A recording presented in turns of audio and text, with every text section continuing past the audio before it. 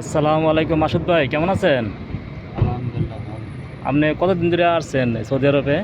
Saudi আরবে ২ বছর। 2 বছর। কেমন সুযোগ সুবিধা কেমন ভাই? সুযোগ সুবিধা কেমন করছেন? কোনো সুখ সুবিধা নাই ভাই, কোনো খাওয়া দাওয়া করতে পারি না, টাকা পয়সা নাই, বেতন করি নাই, কফিল নাই।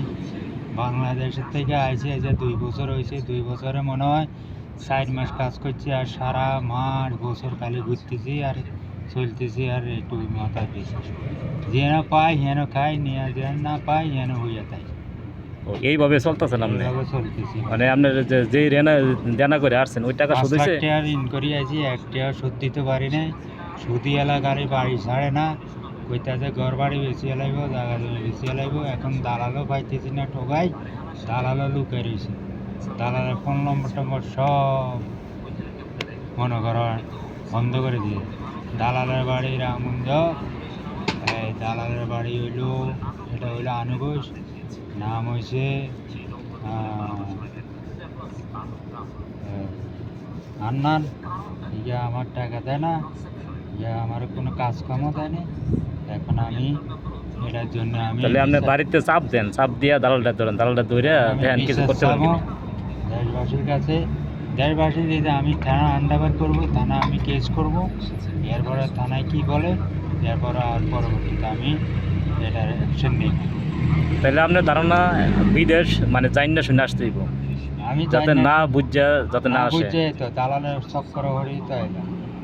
মানে সরকারিভাবে যদি আসতে পারে আসবো, যদি ভালো এজেন্সির মাধ্যমে আসে তাহলে আসবো। বাট মানে কোন দালালের মাধ্যমে প্ররোচনায় পড়ে যাতে না আসে মানুষে, তাহলে একবার সর্বস্বার্থ হয়ে যাবে। মানুষ এইভাবে যেন না আসে, মানুষ দালালের চক্কর পড়ি আইয়ে যে আমরা এটা দিব, এটা দিব, ওই দিব, ওই দিব। দালালে হরে কোনো কিছু রাখে না, হুম। দেয় না। কাজের যে কথা কাজে থাকে, কথা কথা কাজের মাঝেও নাই, সব ২ নম্বরে কাজ। আপনার সাথে যে চুক্তি করছে কোনো চুক্তিই নাই তার এখন, মানে সে আপনার বিদেশে আইন না এখন আউট হয়ে গেছে। আপনার সুখ সুবিধা কোনো কিছু দেখে না সে। আসলে ভাই এইসব দালালে ধইরা কি করা উচিত?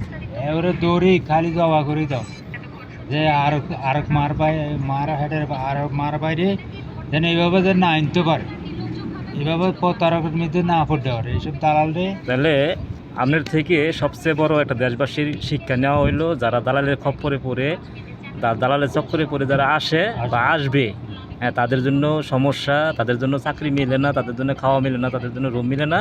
তো বাট মানে সরকারিভাবে অথবা কোনো ভালো এজেন্সির মাধ্যমে যদি আসে তাহলে তাদের জন্য ভালো। তো ভাই আপনাকে অসংখ্য ধন্যবাদ, আপনি মানে গুরুত্বপূর্ণ তথ্য দেওয়ার জন্য আপনাকে অসংখ্য ধন্যবাদ ভাই।